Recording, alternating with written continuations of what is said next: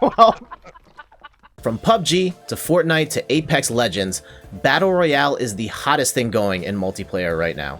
Heck, you can even play Tetris in Battle Royale right now, and it's fantastic. Over the past few years, it's gotten me thinking about the popularity of Battle Royale, and what is it about Battle Royale and getting a bunch of people together and whittling it down to one winner that's so appealing versus a team-based game versus a one-on-one battle? And I think I've got a piece of the puzzle that not many people are talking about, and I have a feeling you might not like my answer. I'm Jet from inthirdperson.com, and before we get into my crazy theory, make sure to subscribe to the channel, hit the bell, and let me tell you a little more about my salacious Battle Royale theory.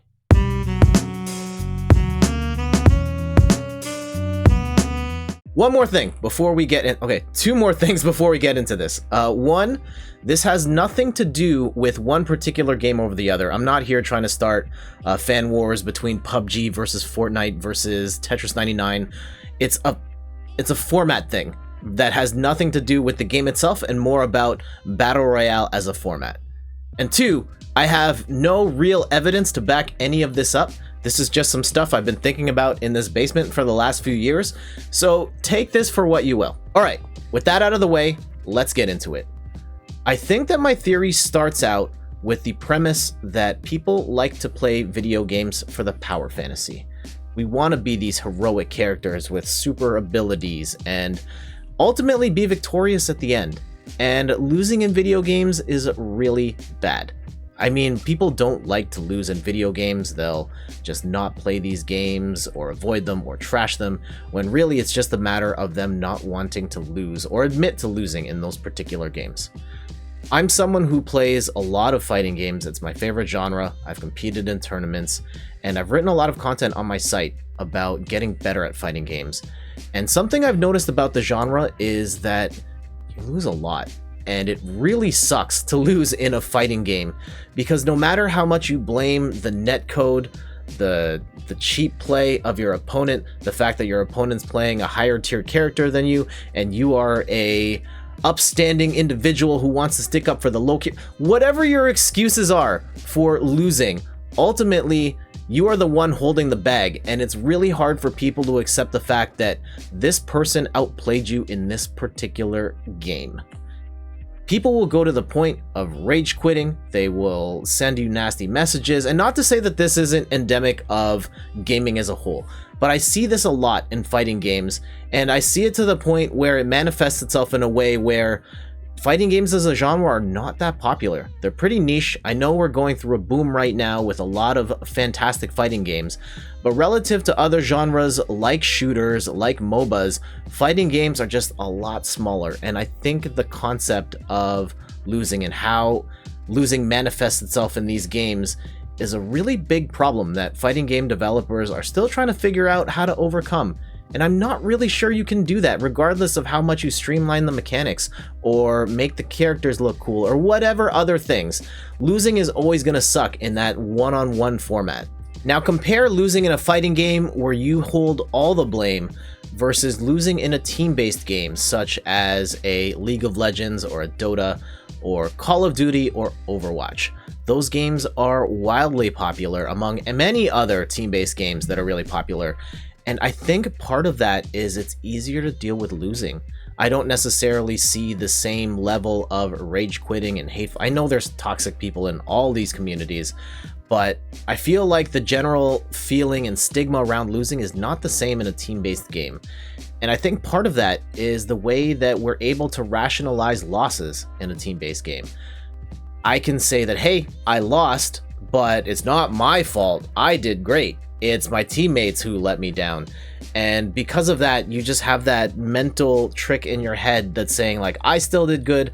I can take something of value from this experience, and it's everybody else's fault why we lost. Versus a fighting game where you're the only one to blame, really. I know that doesn't stop fighting game players from blaming everything else, but really, when you're playing a fighting game, a one-on-one experience, if you lose, you hold the bag. And in a team-based game, you can kind of rationalize it and split that loss across other people as well. Now let's take this idea of coping with loss and apply it to the world of Battle Royale. Based on my experiences, I don't feel like that stress that comes from losing in a Battle Royale is nearly as much as losing in a team-based game, and definitely not as much as losing in a one-on-one game. And I think that's kind of an inherent benefit of the format. Like, 100 people go into the room, odds are you're probably not going to win, and you don't have that expectation of I have to win or this experience was a bust. I think that players are more okay with losing because they go into it with that mindset of like, I'm probably not going to win and that's okay. I'm going to enjoy my time along the way and I'm going to push to go as far as I can. And as far as you can is probably still better than some other people. If you finish in 50th place, you still did better than 50 other people. If you finish in 87th, you did better than 13 other people. And I think psychological tricks like that matter, of being able to rationalize loss and say that I still did better than 13 other people, or even just one other person, helps kind of diffuse the blow of losing in a way that makes it a lot easier to go back and play one more.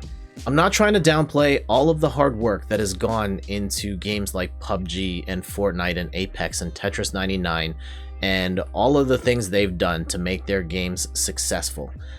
However, I do think at some deep psychological level that the concept of coping with loss benefits battle royales because players just have more ways of rationalizing losing.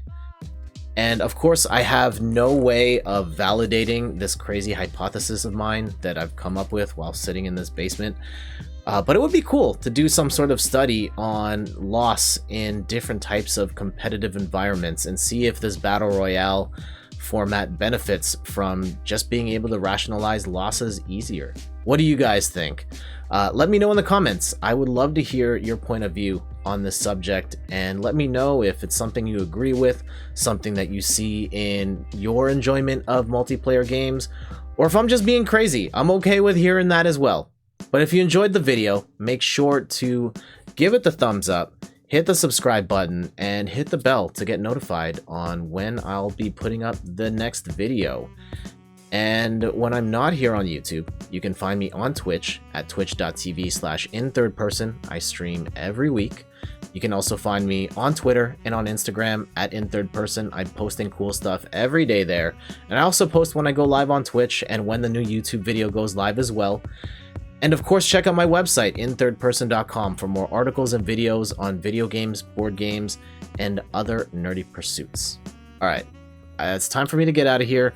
I don't have a battle royale to showcase, so we're just going to go with whatever's on my deck. Oh, hold up. I still have this awesome Ninja Turtles art from Chris and Rachel over at Double Jump, so we're going to use this. I know it has nothing to do with battle royales, but doesn't this look awesome? Alright guys, time to get out of here. I'm Jet, thanks for watching, and we out!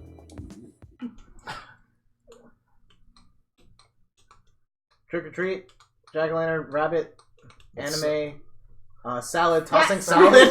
Oh my god.